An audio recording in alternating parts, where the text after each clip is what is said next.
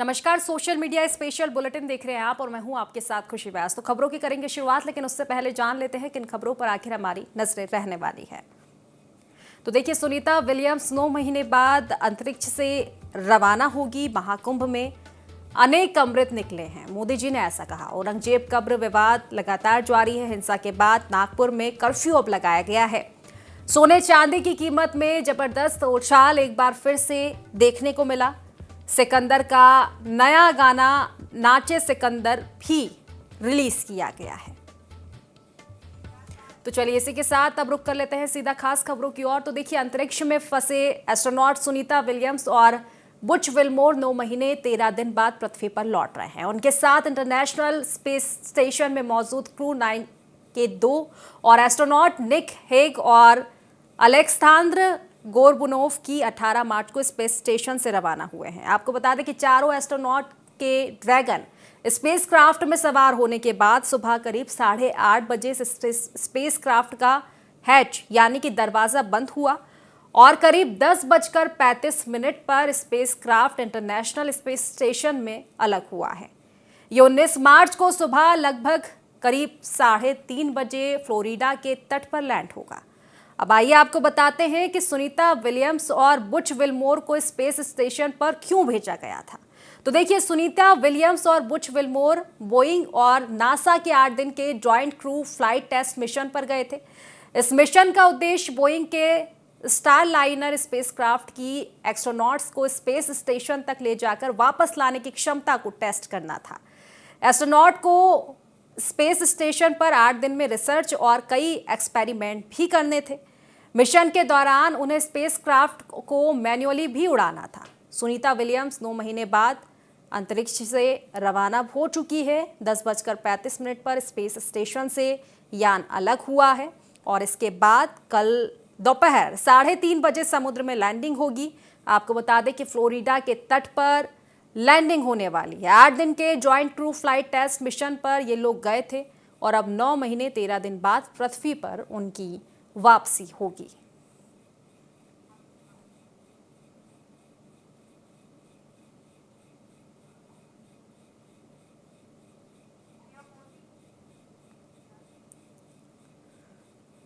तो बजट सत्र के दूसरे फेज के 5वें दिन मंगलवार को प्रधानमंत्री नरेंद्र मोदी ने महाकुंभ को लेकर संसद को संबोधित किया। उन्होंने कहा कि महाकुंभ में अनेक अमृत निकले हैं। एकता का अमृत इसका पवित्र प्रसाद है। पीएम ने कहा कि महाकुंभ पर सवाल उठाने वालों को जवाब मिला है। देश के कोने कोने में आध्यात्मिकता चेतना भी उभरी है।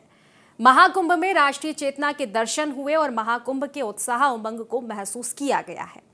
देश की सामूहिक चेतना का नतीजा महाकुंभ के दौरान देखने को मिला। युवा पीढ़ी भी पूरे भाव से महाकुंभ से जुड़ी है। पीएम मोदी ने मॉरिशस यात्रा का जिक्र करते हुए कहा कि वहां के गंगा तालाब में त्रिवेणी का पवित्र जल डाला गया है। मोदी जी ने आगे कहा कि अनेकता में एकता हमारी बहुत बड़ी ताकत है। इसी विशेषता को हम निरंतर समृद्ध करते रहे हैं। यह हमारा दायित्व है। प्रधानमंत्री ने कहा कि मॉडर्न युवा पीढ़ी महाकुंभ और दूसरे उत्सवों से जुड़ रही है। आज भारत का युवा परंपरा, आस्था, श्रद्धा को गर्व के साथ अपना रहा है। जब एक समाज की भावनाओं में अपनी विरासत पर गर्व का भाव बढ़ता है तो हम ऐसी ही भव्य प्रेरक तस्वीरें देखते हैं जो हमने महाकुंभ के दौरान देखी है। इससे आपसी भाईचारा और आत्मविश्वास बढ़ता है कि देश के रूप में बड़े लक्ष्यों को प्राप्त कर सकते हैं। ये भावना आज के भारत की बहुत बड़ी पूंजी है।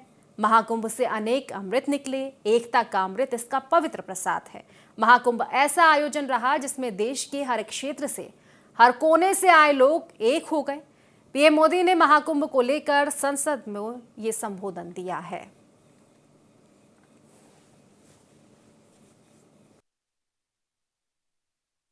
हमारे देश के इतिहास में भी ऐसे पल आए हैं जिन्होंने देश को नई दिशा दी, देश को झकझोर कर जागृत कर दिया।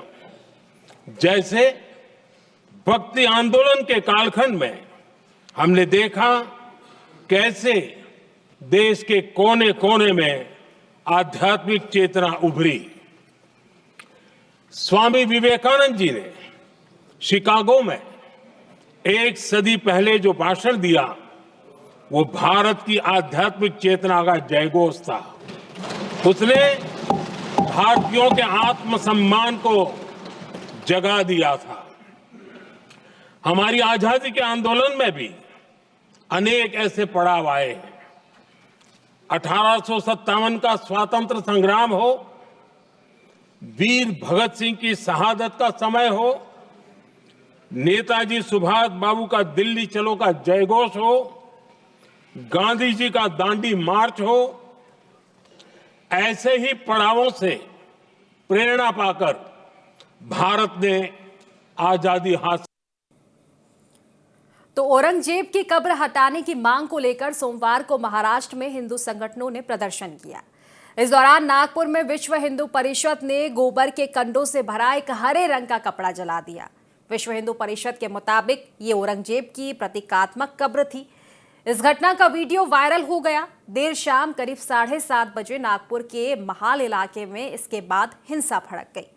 इसके बाद पथराव और तोड़फोड़ भी शुरू हो चुका था। उपद्रवियों ने घरों पर पथराव किया और सड़क पर खड़े दर्जनों वाहनों में तोड़फोड़ की आगजनी की। पुलिस पर भी हमला किया गया।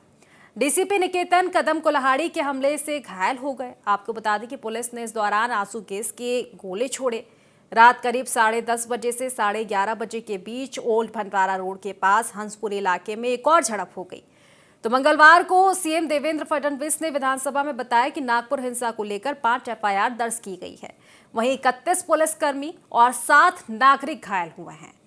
पुलिस कमिश्नर रविंद्र सिंघल ने बताया कि 11 इलाकों कोतवाली, गणेशपेट तहसील, लकड़गंज, पचपावली, शांतिनगर, सक्करदरा, नंदनवन, इमामवाड़ा, यशोधरा नगर और कपिल नगर में ये कर्फ्यू लगाया गया है। तो वहीं महाराष्ट्र के मंत्री योगेश कदम ने मंगलवार को बताया कि 47 लोगों को हिरासत में लिया गया है। 12 से 14 पुलिसकर्मियों को चोटें आई है। 2 से 3 नागरिक भी घायल हुए हैं। हिंसा के कारणों की जांच की जा रही है। मुंबई के मुस्लिम बाहुल इलाकों में भी सुरक्षा के इंतजाम पुख्ता किए गए हैं।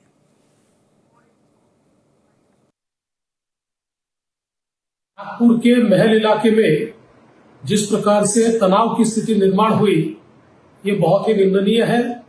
जिस प्रकार से कुछ लोगों ने पत्थरबाजी की है, पुलिस पर भी पत्थर फेंके हैं, ये बिल्कुल गलत है। मैं स्वयं इन सारी घटनाओं पर नजर रखकर हूं।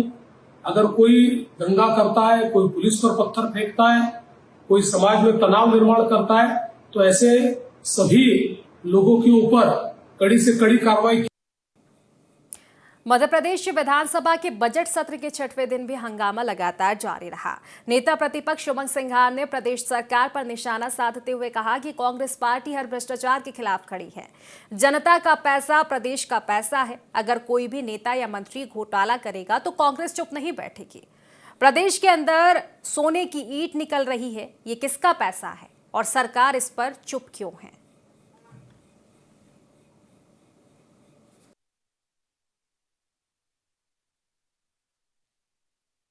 पार्टी हर भ्रष्टाचार के खिलाफ खड़ी है और ये जनता का पैसा प्रदेश की जनता का पैसा है। कोई मंत्री अगर इस प्रकार से प्रॉपर्टियां बनाएगा, इस प्रकार से घोटाले करेगा, तो क्या कांग्रेस पार्टी चुप बैठे रही? सोने की ईंटें निकली प्रदेश के अंदर, अभी तक जांच एजेंसियां नहीं बता पा रही। क्यों नहीं बता पा रही? ये पैसा किसका? आम जनता का पैसा है। हम हर बात पे लड़ाई लड़ने के लिए तैयार खड़े, तो मुझे कोई डरने की जरूरत नहीं। और रही मानहानि का नोटिस, तो ऐसे नोटिस आते रहते, उसके जवाब भी दे देंगे। कांग्रेस ने सौरभ शर्मा मामले में मंत्री गोविंद सिंह राजपूत की लोकायुक्त और ईओडब्ल्यू में शिकायत की है। इसको लेकर मंत्री गोविंद सिंह राजपूत ने कहा कि उमंग सिंघार ने मेरा टेंडर लिया है तो उन्हें हर जगह जाना ही पड़ेगा। मैंने नेता प्रतिपक्ष उमंग सिंघार को 20 करोड़ का नोटिस दिया। उमंग सिंघार का चाल चरित्र चेहरा सब जानते हैं। उमंग सिंघार 2 करोड़ की डिफेंडर गाड़ी से घूमते हैं, वो उन्हें किसने दी? उमंग सिंघार पर भ्रष्टाचार के तमाम आरोप हैं। उमंग सिंघार ने दिग्विजय सिंह पर भी ऐसे ही आरोप लगाए हैं। तो मंत्री गोविंद सिंह राजपूत का बयान सामने आया है, जिस पर उन्होंने उमंग सिंघार पर जमकर निशाना साधा। मैंने नेता प्रतिपक्ष उमंग सिंघार के लिए 20 करोड़ रुपया का नोटिस दिया है। उमंग सिंघार जी ने हमारे नाम का टेंडर ले लिया है। अब उनका कर्तव्य है कि वो लोग सब जगह जाएंगे, नहीं जाएंगे तो उन्हें टेंडर वापस करना पड़ेगा। तो मध्य प्रदेश में विधानसभा के बजट सत्र में मंडला के नक्सली एनकाउंटर का मुद्दा गूंजा। उपनेता प्रतिपक्ष हेमंत कटारे ने कहा कि जिस दलित आदिवासी का मंडला में एनकाउंटर हुआ वो नक्सली नहीं था। आईजी रैंक के अधिकारी ने भी स्वीकार किया है कि वो नक्सली नहीं था। आउट ऑफ टर्न प्रमोशन के लिए एक आदिवासी की जान ले ली गई। इसके साथ ही कटारे ने दोषी अधिकारियों पर एफआईआर दर्ज करने की मांग भी की है। तो एनकाउंटर का मुद्दा लगातार गूंज रहा है। सड़क के साथ ही अब यह मुद्दा सदन में भी गूंजा है। आउट ऑफ टर्न प्रमोशन के लिए एक गरीब आदिवासी को नक्सली बता करके मार दिया गया है और प्रमोशन तो बहुत दूर की बात है। हम मांग करेंगे ऐसे दोषी अधिकारियों को एफआईआर कर जल्द से जल्द जेल की सलाखों के पीछे भेजा जाना चाहिए और इनके ऊपर कठोर कार्रवाई होनी चाहिए, क्योंकि मध्य प्रदेश में दलितों पर, आदिवासियों पर जो अत्याचार हो रहे हैं ये उसकी एक बहुत बड़ी घटना है और पूरे देश में इससे बदनामी हुई है मध्य प्रदेश। मध्य प्रदेश विधानसभा के बजट सत्र को लेकर मंत्री प्रद्युम्न सिंह तोमर ने विपक्ष पर निशाना साधते हुए कहा कि कांग्रेस सुर्खियों में रहने के लिए मुद्दे ढूंढती है, जनहित के मुद्दों पर सदन में चर्चा नहीं करती है। बजट पर भाषण होता है तो शोरगुल करते हैं। तो वहीं सौरभ शर्मा मामले में विपक्ष के हंगामे पर कहा कि सौरभ शर्मा प्रकरण में जांच चल रही है, जांच एजेंसी अपना काम भी कर रही है।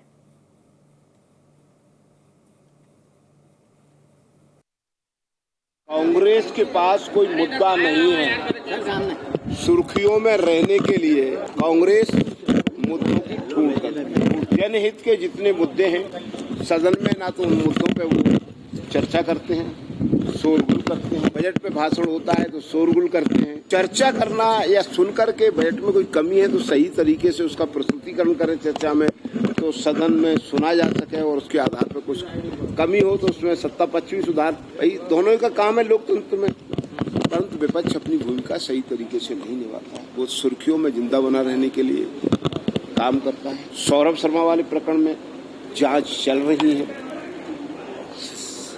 एजेंसियां अपना काम कर रही हैं, तो ये सारे मुद्दे क्लियर हैं, इसलिए इस पर कोई टिप्पणी करने की जरूरत है ही।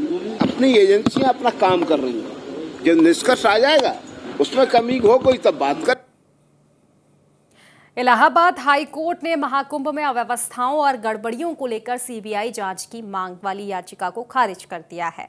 कोर्ट ने यह आदेश सोमवार को दिया, जहां मुख्य न्यायमूर्ति अरुण भंसाली और न्यायमूर्ति क्षितिज शैलेंद्र की खंडपीठ ने इस याचिका की सुनवाई की। आपको बता दें कि याचिकाकर्ता केशवर सिंह, योगेंद्र कुमार पांडे और कमलेश सिंह ने प्रशासनिक लापरवाही, गंगा जल की शुद्धता और श्रद्धालुओं को हुई परेशानी पर सीबीआई जांच की मांग की थी। याचिकाकर्ता के वकील विजय चंद्र श्रीवास्तव ने कोर्ट में बताया कि महाकुंभ की अव्यवस्थाओं के कारण श्रद्धालुओं को गंभीर परेशानियों का सामना करना पड़ा है। याचिका में यूपी सरकार, महाकुंभ मेला अधिकारियों और अन्य को पक्षकार बनाया गया था।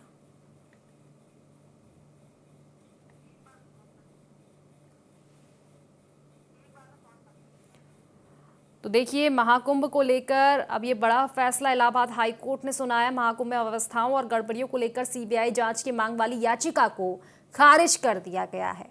यह आदेश सोमवार को कोर्ट ने पेश किया है। मुख्य न्यायमूर्ति अरुण भंसाली और न्यायमूर्ति क्षितिज शैलेंद्र की खंडपीठ ने इस याचिका की सुनवाई की और याचिका को खारिज किया है।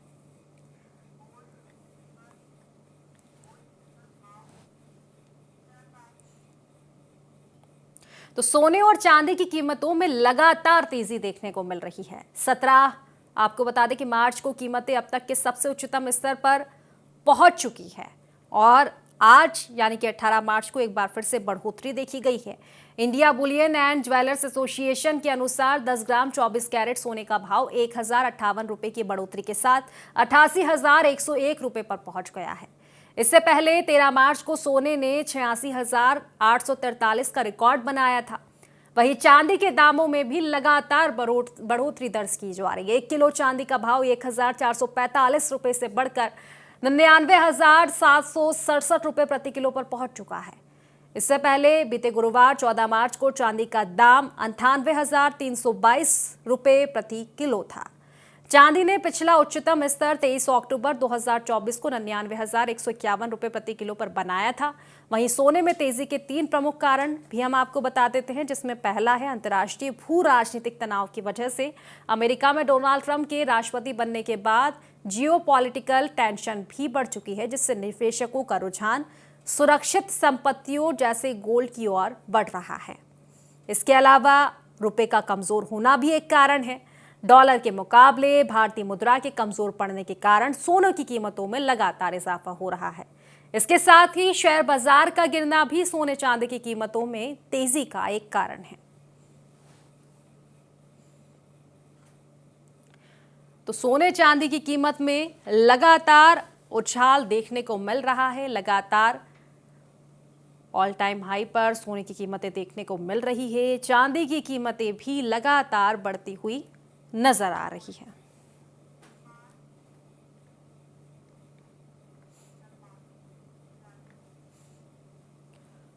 तो चलिए अब बात कर लेते हैं बॉलीवुड जगत की, जहां सलमान खान और रश्मिका मंदाना स्टारर फिल्म सिकंदर का नया गाना नाचे सिकंदर रिलीज हो चुका है। गाने की शुरुआत सलमान खान की एंट्री से होती है। गाने में एक्टर का स्वैग भरा हुआ स्टेप्स भी देखने को मिल रहे हैं, जो पॉपुलर डब के डांस फॉर्म में इंस्पायर हैं। आपको बता दें कि नाचे सिकंदर ट्रैक में सलमान खान दमदार डांस मूव्स करते हुए नजर आ रहे हैं। वहीं अगर बात रश्मिका की करें तो रश्मिका मंदाना के साथ उनकी केमिस्ट्री काफी अच्छी दिखाई दे रही है। गाने का विजुअल और म्यूजिकल ट्रीट दोनों ही फैंस को पूरी तरह से एंटरटेन कर रहे हैं। आपको बता दें कि कोरियोग्राफर अहमद खान ने गाने को कोरियोग्राफ किया है। प्रोड्यूसर साजिद और डायरेक्टर AR मुरुगदौस ने गाने को भव्य दिखाया है। गाने में भव्य स्टेप्स, शानदार बैकड्रॉप के अलावा तुर्की के खास डांसर्स को शामिल किया गया है। तो सलमान और रश्मिका के साथ तुर्की के ये डांसर्स पूरी तरह से ताल मिलाते हुए नजर आ रहे हैं। जैसे ही सिकंदर नाचे शुरू होता है तो सलमान और रश्मिका के बीच की केमिस्ट्री साफ नजर आती है। इस गाने में जबरदस्त एनर्जी, रंगीन विजुअल और दमदार डांस मूव्स भी देखने को मिल रहे हैं।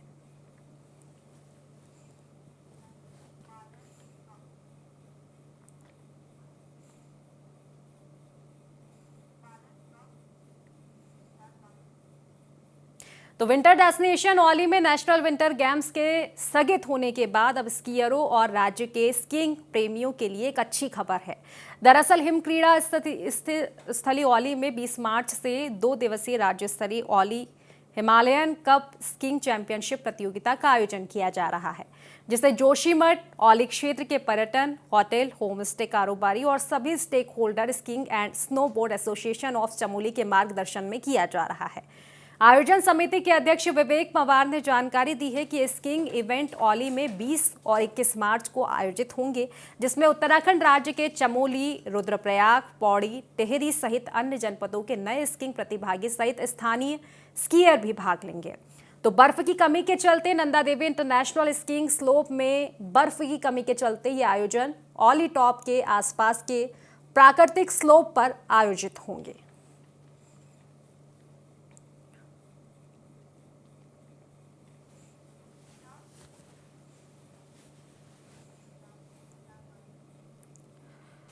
तो देखिए, हिम क्रीड़ा स्थली औली में शीतकालीन पर्यटन अपने अंतिम चरण में अब पहुंच चुका है। बावजूद इसके बर्फ से ढके औली बुग्याल में जहां तक नजर दौड़ाई जाए, पर्यटक बर्फ में मस्ती करते ही नजर आ रहे हैं। चटक खिली धूप के बीच विंटर डेस्टिनेशन औली में पर्यटकों का जमावड़ा लगा है। आपको बता दें कि देश के कोने कोने से पहुंचे पर्यटकों ने औली के 10 नंबर टावर के नीचे तक के बर्फीले स्लोप में जमकर फन स्कीइंग का लुत्फ उठाया है और दिन भर बर्फ में थिरकते भी नजर आए हैं।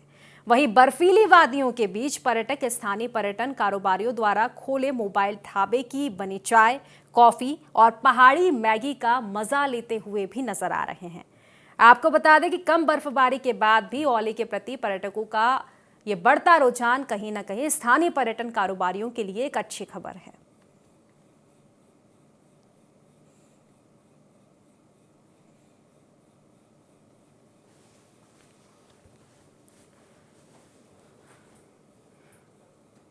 तो पर्यटक बड़ी संख्या में औली पहुंच रहे हैं, बर्फ का आनंद लेते हुए नजर आ रहे हैं पर्यटक, जो कि आप तस्वीरों में भी देख सकते हैं। हालांकि अंतिम चरण है। हिम क्रीड़ा स्थली में पर्यटकों के पहुंचने का बावजूद उसके पर्यटकों की संख्या लगातार बढ़ती दिखी जा रही है।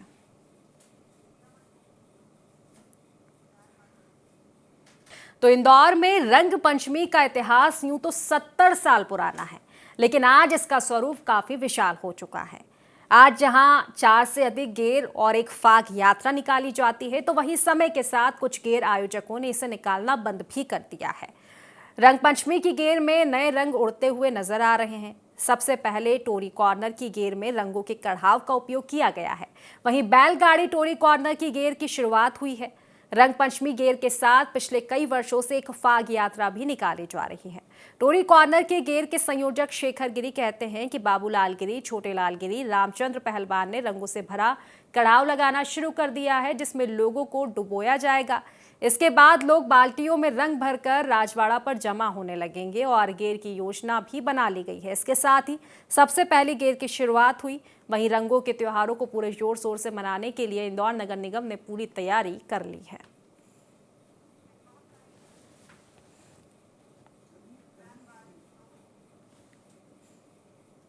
तो फिलहाल सोशल मीडिया स्पेशल बुलेटिन में बस इतना ही। आप बने रहिए IND24 के साथ। नमस्कार।